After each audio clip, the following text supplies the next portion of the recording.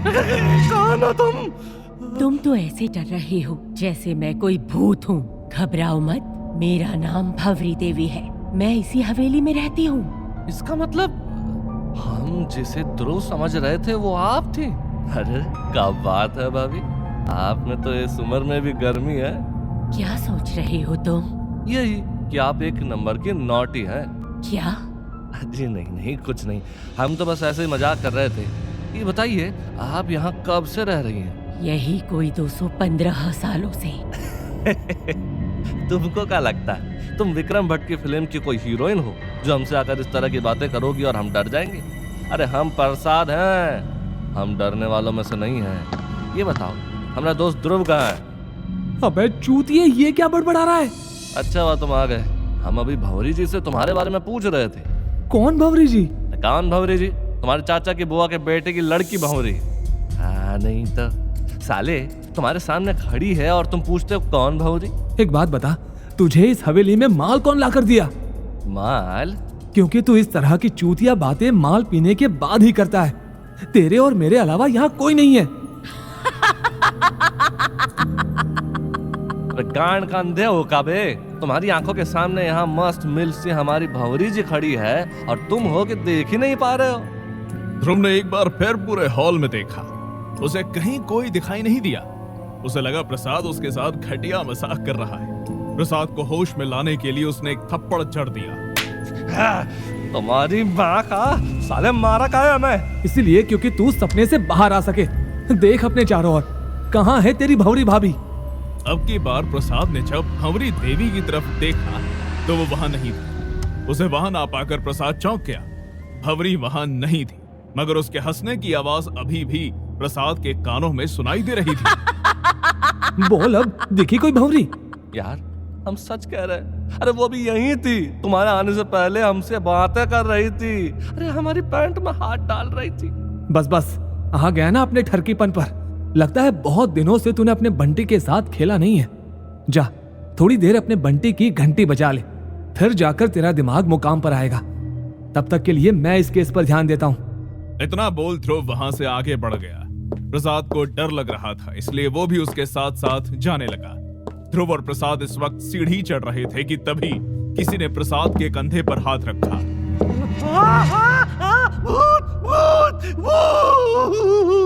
Relax bro, relax. मैं कोई भूत वूत नहीं हूँ, मेरा नाम प्रीतम है। तो साले पहले नहीं बता सकते थे? कामे हमें डरा दिया।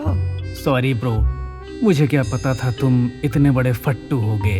अबे साले गधे के टट्टू, गांड फाड़ देंगे अगर कहेगा हमें फट्टू। अगर इतनी ही गांड फटी हुई होती ना तो तुमको और तुम्हारे दोस्तों को बचाने नहीं आते यहाँ। मेरे दोस्तों को बचाने? What are you saying man? किस चीज का नशा किया है, भांग या गांजे का? अबे साले प्रसाद के बच्चे, चूतिया हो गया है क्या? हमें इन लोगों को नहीं बताना है कि हम यहाँ पर क्यों आए हैं, नहीं तो सारा प्लान गड़बड़ हो जाएगा।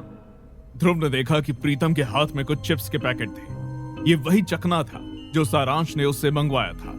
इसके पहले प्रसाद कुछ और बकता, ध्रुव ने तीर कमान अपने हाथ में ले लिया। इसकी बात पर ध्यान मत दो। एक तो ये और एक हमारे विपक्ष पार्टी के पप्पू, दोनों क्या बोलते रहते, किसी को कुछ समझ नहीं आता। वैसे तुम बताओ, तुम यहाँ क्या कर रहे हो? सब लोग कहते हैं ये हवेली हॉन्टेड है, जो भी यहाँ आता है मर जाता है। इस बात को गलत प्रूव करने के लिए मैं और मेरे दोस्त यहाँ इस हवेली में एक व्लॉग करने आए हैं।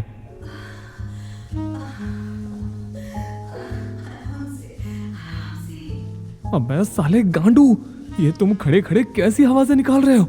और तो और वो भी लड़की की आवाज में। तुमको क्या लगता है बे, हमारे गले में मियां खलीफा के वोकल कॉर्ड फिट किए हैं? अरे खाया हम ऐसी आवाज निकालेंगे? तो फिर ये आवाज कहाँ से आ रही है? डोंट वरी, ये मेरा दोस्त है सारा और सारांश। They are just loving each other. साला ये सारांश तो इंडिया का जॉनी सिन लगता है, एक के बाद एक धड़ाधड़ मैच खेले रहा है। बाय द वे, तुम दोनों क्या भंवरी देवी के कोई रिश्तेदार हो?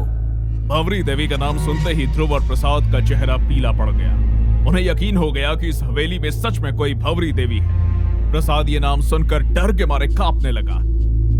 देखा, हम बोले थे ना सच में कोई भंवरी देवी थी। अरे पर साला तुमको तो हम बस चूतिया ही लगते हैं। अब मराओ अपनी गांड। ध्रुव अब भी सकते में खड़ा था। उसके लिए यकीन करना मुश्किल था। वहां तीनों सीढ़ी पर खड़े थे कि तभी उन्हें किसी के कदमों की आवाज आई। क्या यार प्रीतम, कहाँ रह गया था तू? मैं और सारा कब से तेरा इंतजार कर रहे हैं। वाह, इसकी माँ का अगर इंतजार इतना मीठा होता है तो हमें सुबह शाम बस सबका इंतजार करना चाहते हैं। हाँ ब्रो, मैंने सुनी तुम्हारे इंतजार की आवाज। वो जरा मैं इन दोनों ब्रोज से बात कर रहा था। वैसे ये किसको पकड़ लाए साथ में? ये दोनों यहीं इसी हवेली में काम करते हैं, उस भौरी देवी की तरह।